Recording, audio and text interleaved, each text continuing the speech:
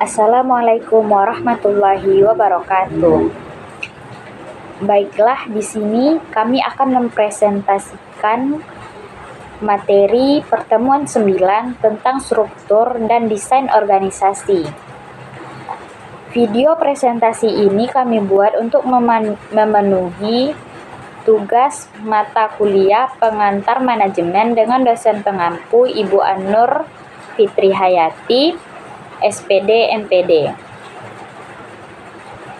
Baiklah, sebelum kita lanjut kepada pembahasan, di sini nama anggota kelompok kami terdiri dari Juli Febriani dengan NIM 2405392. Selanjutnya saya sendiri, Vina Putri Monita dengan NIM 2405389. Dan selanjutnya Vela Novia Andesta dengan NIM 2405387. Baiklah, materi pertama akan disampaikan oleh saya sendiri tentang definisi struktur organisasi. Struktur organisasi menurut Robbins dan Coulter mendefinisikan struktur organisasi sebagai suatu kerangka formal dalam organisasi yang berisi tugas-tugas kerja yang telah dibagi, dikelompokkan, dan dikoordinasikan. Struktur organisasi adalah gambar atau diagram yang menggambarkan bagaimana sebuah organisasi diatur.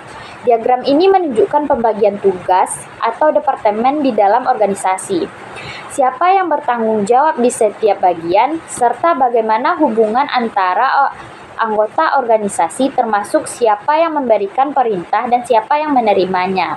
Struktur ini juga menjelaskan sejauh mana seorang atasan mengawasi bawahannya, serta bagaimana pimpinan mengelola organisasi secara keseluruhan. Itu menurut Handoko Indrawati dan kawan-kawannya. Jadi, struktur organisasi yaitu menggambarkan bidang dan jenis pekerjaan yang akan dilaksanakan oleh pegawai agar tertata dengan baik dan tidak terjadi tumpang tindih dalam melaksanakan tugasnya masing-masing.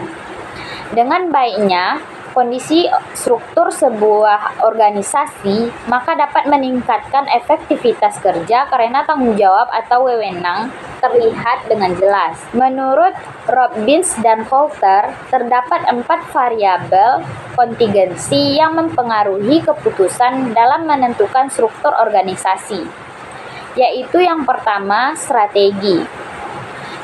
Strategi adalah struktur organisasi yang harus mendukung tujuan yang ingin dicapai oleh organisasi dan sesuai sasaran. Strategi dan struktur harus saling berkaitan. Jika manajemen mengubah strategi dan struktur, organisasi perlu disesuaikan dengan strateginya.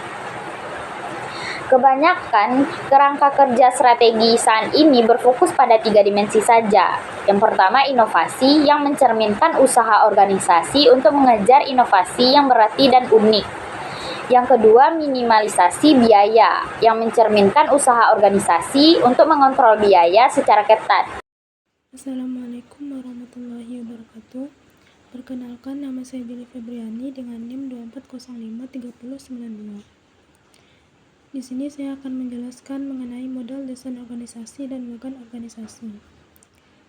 Model desain organisasi adalah mekanisme formal pengelolaan suatu organisasi yang menunjukkan kerangka dan susunan perwujudan pola tetap hubungan-hubungan di antara fungsi-fungsi, bagian-bagian atau posisi-posisi maupun orang-orang yang menunjukkan kedudukan, tugas, wewenang, dan tanggung jawab yang berbeda dalam suatu organisasi.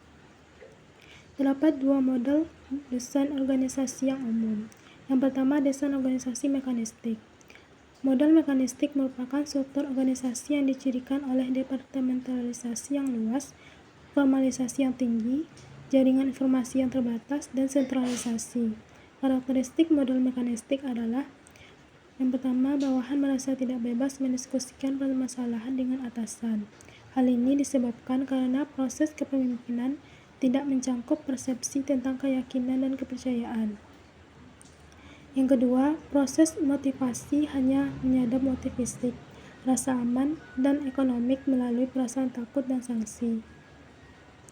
Yang ketiga, informasi mengalir ke bawah dan cenderung tidak akurat yang disebabkan karena proses komunikasi berlangsung sedemikian rupa. Yang keempat, pengaruh bawahan terhadap tujuan dan metode departemen sangat terbatas. Hal ini disebabkan terbatas dan tertutupnya proses interaksi. Yang kelima yaitu proses pengambilan keputusan hanya di tingkat atas dan keputusan bersifat relatif. Selanjutnya yaitu model organisasi organik. Model organik yaitu model dengan struktur yang rata, menggunakan tim lintas hierarki dan lintas fungsi, memiliki formalisasi yang rendah, memiliki jaringan informasi yang komprehensif, dan mengandalkan pengambilan keputusan secara partisipatif. Karakteristik model ini adalah: yang pertama, adanya kebebasan bawahan dalam mendiskusikan permasalahan dengan atasan.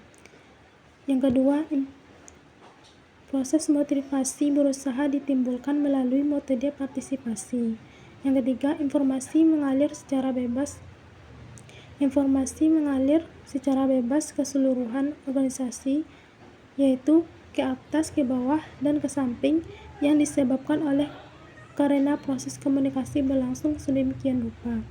Yang keempat, atasan ataupun bawahan dapat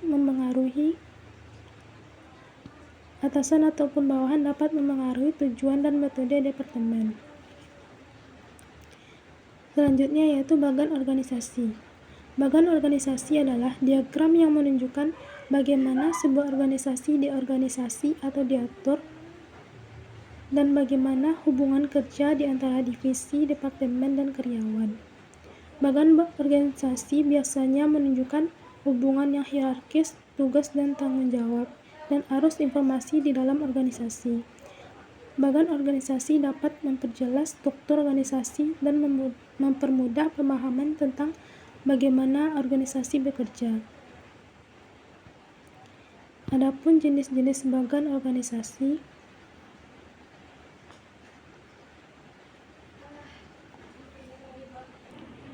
yang pertama yaitu organisasi divisional. Struktur organisasi divisional adalah bentuk struktur organisasi yang membagi unit kerja berdasarkan produk, layanan, wilayah, atau segmen pasar tertentu. Setiap divisi bertanggung jawab penuh atas operasionalnya sendiri, sehingga lebih fokus dalam mencapai target spesifik divisi tersebut. Yang kedua yaitu organisasi fungsional. Struktur organisasi fungsional adalah bentuk struktur di mana pembagian kerja dirasakan pada fungsi-fungsi utama dalam perusahaan seperti produksi, pemasaran, keuangan, dan sumber daya manusia. Setiap bagian dipimpin oleh manajer yang ahli di bidangnya. Baiklah, itulah materi dari saya. Saya kembalikan kepada moderator. Baiklah, saya Vela Novia Andesta akan melanjutkan pembahasan yaitu struktur organisasi lini. Struktur organisasi lini ialah suatu struktur yang ada dalam suatu perusahaan di mana atasan dan bawahan memiliki kedudukan ataupun hubungan secara langsung atau vertikal. Struktur organisasi lini dapat disebut juga dengan struktur organisasi militer. Pada struktur organisasi lini, pegawai dari pimpinan tertinggi perusahaan hingga jabatan yang paling bawah yang ada dalam suatu perusahaan dihubungkan dengan garis kekuasaan. Selanjutnya, struktur organisasi lini dan staf. Struktur organisasi lini ialah struktur organisasi yang di dalamnya terdapat pengkombinasian dengan struktur organisasi lini. Akan tetapi, dalam tugas pemimpinnya diselenggarakan dengan dibantu oleh staf. Kemudian staf tersebut berwenang untuk memberikan saran dan juga masukan mengenai suatu ide gagasan yang diperlukan oleh pimpinan perusahaan. Selanjutnya, struktur organisasi matriks. Struktur organisasi matriks ialah struktur organisasi yang dapat digunakan dalam suatu perusahaan dengan cara penggabungan antar struktur organisasi fungsional dan divisional yang memiliki tujuan agar antar struktur organisasi tersebut saling melengkapi maupun menutupi antar kedua struktur. Materi selanjutnya adalah hubungan antara koordinasi dan rentang manajemen. Hubungan antara koordinasi dan rentang manajemen sangatlah erat. Semakin lebar rentang manajemen, yang berarti semakin banyak bawahan yang dikelola. Semakin sulit untuk melakukan koordinasi secara efektif. Hal ini terjadi karena satu manajer harus bertanggung jawab atas banyak bawahan, sehingga organisasi tidak memerlukan banyak manajer. Akibatnya, beban manajer menjadi lebih berat karena harus mengelola banyak bawahan. Namun, kondisi ini bisa menguntungkan kegiatan koordinasi di tingkat manajer. Karena dengan jumlah manajer yang terbatas, koordinasi menjadi lebih mudah, yang dapat mendukung pencapaian tujuan organisasi secara lebih efektif. Keberhasilan koordinasi tergantung pada situasi, kondisi, dan gaya kepemimpinan manajer. Baiklah, selanjutnya saya akan membacakan kesimpulannya. Struktur dan desain organisasi sangat penting dalam menentukan efektivitas dan efisiensi suatu organisasi. Struktur organisasi merupakan kerangka formal yang menggambarkan pembagian tugas, hubungan kerja, wewenang, dan tanggung jawab antar individu dalam organisasi. Robbins dan Coulter menjelaskan bahwa struktur organisasi dipengaruhi oleh 4 variabel kontingensi, yaitu strategi, ukuran organisasi, teknologi, dan ketidakpastian lingkungan. Desain organisasi melibatkan 6 elemen, yaitu spesialisasi kerja, departementalisasi, rantai komando, rentang kendali, sentralisasi, desentralisasi, dan formalisasi. Setiap elemen ini berkontribusi dalam menciptakan alur kerja yang jelas dan efisien. Terdapat 2 model desain organisasi, yaitu mekanistik dan organik. Model mekanistik cenderung kaku, hierarki, dan terpusat. Sementara model organik lebih fleksibel, partisipatif, dan adaptif terhadap perubahan. Bahkan organisasi digunakan untuk memvisualisasikan struktur organisasi yang bisa berupa struktur divisional, fungsional, lini dan staf, serta matriks. Masing-masing memiliki kelebihan dan kekurangan tergantung pada ukuran, kompleksitas, dan kebutuhan organisasi. Terakhir, koordinasi dan rentang manajemen memiliki hubungan erat dalam struktur organisasi. Tentang kendali yang terlalu luas dapat menyulitkan koordinasi, tetapi di sisi lain dapat mengurangi jumlah manajer dan menyederhanakan komunikasi antar manajer.